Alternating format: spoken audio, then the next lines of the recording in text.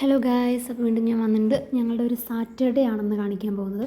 അപ്പോൾ ഞാൻ വർക്ക് കഴിഞ്ഞു നേരെ രേഷുവിനെ വിളിക്കാനായിട്ട് പോയി. സാറ്റർഡേ അല്ലേ, അപ്പോൾ അവൾ വരണം, സൺഡേ വീഡിയോ ഒക്കെ എടുക്കണം, അങ്ങനെ കുറേ പ്ലാൻ ഉണ്ടായിരുന്നു.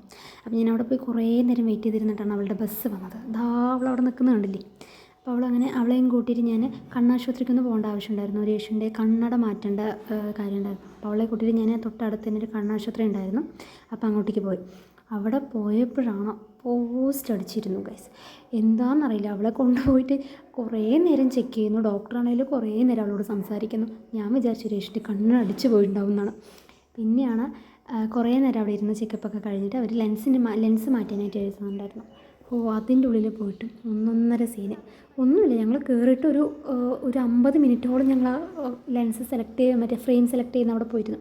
കുറേ അവിടെയുള്ള സകല ലെൻസും ഞങ്ങൾ ഫ്രെയിം മാറി ഞങ്ങൾ ഇട്ടിട്ട് നോക്കി. ഒന്നും അവൾക്ക് സെറ്റായില്ല.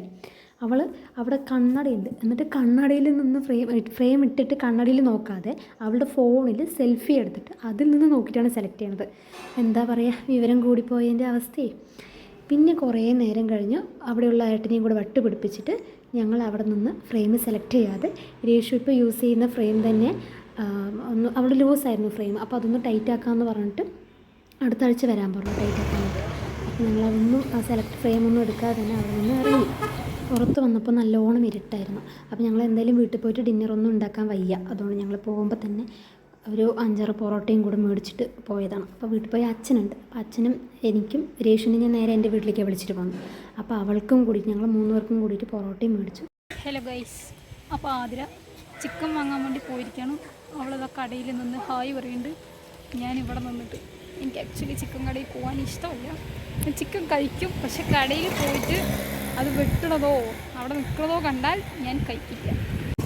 അങ്ങനെ യേശുവിൻ്റെ കഥ കുറച്ചൊക്കെ കഴിഞ്ഞതിന് ശേഷം ഞങ്ങൾ ചിക്കനൊക്കെ മേടിച്ചിട്ട് വീട്ടിൽ പോയി സമയം കുറേ പണിയുണ്ടായിരുന്നു. രാവിലെ വർക്കിന് പോയതല്ലേ, അപ്പോൾ വൈകിട്ട് വന്നിട്ട് സമയം ഒരു 8:30 ഞങ്ങൾ വീടെത്തുമ്പോൾ 8:30.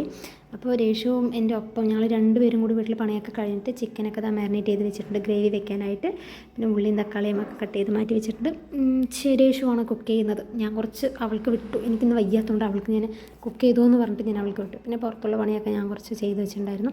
അത് കഴിഞ്ഞ് ചിക്കനൊക്കെ റെഡി ആയതിനു ശേഷം ഞങ്ങൾ കഴിക്കാൻ പോയി. അപ്പോൾ ഇതാണ് ഞങ്ങളുടെ ഡിന്നർ. ഒന്നുമില്ല, പൊറോട്ട മേടിച്ചിട്ടുണ്ടായിരുന്നു, പൊറോട്ടയും പിന്നെ ഞങ്ങൾ ചില്ലി ഇട്ടിട്ടുണ്ടായിരുന്നു. അപ്പോൾ ചില്ലിയും ഞങ്ങൾ ഉണ്ടാക്കിയ ചിക്കൻ ഗ്രേവിയും, ഞങ്ങളല്ല രേഷു അവളാണ് ഉണ്ടാക്കിയത്. അപ്പോൾ അവൾ ഉണ്ടാക്കിയ ചിക്കൻ ഗ്രേവിയും പിന്നെ പൊറോട്ട ഒപ്പം കിട്ടിയ വെജ് കുർമ, ചിക്കൻ കറി, ചില്ലിയുടെ ഒപ്പം കഴിക്കാനുള്ള ഉള്ളിയും നാരങ്ങയും. അപ്പോൾ ഗായ്സ്, ഇന്നത്തേക്ക് ഇത്രയേ ഉള്ളൂ. ഞങ്ങളുടെ വീഡിയോ ഇഷ്ടമായെങ്കിൽ ലൈക്ക് ചെയ്യുക, ഷെയർ ചെയ്യുക, സബ്സ്ക്രൈബ് ചെയ്യുക. അടുത്ത വ്ളോഗുമായിട്ട് വീണ്ടും വരാം. ബൈ.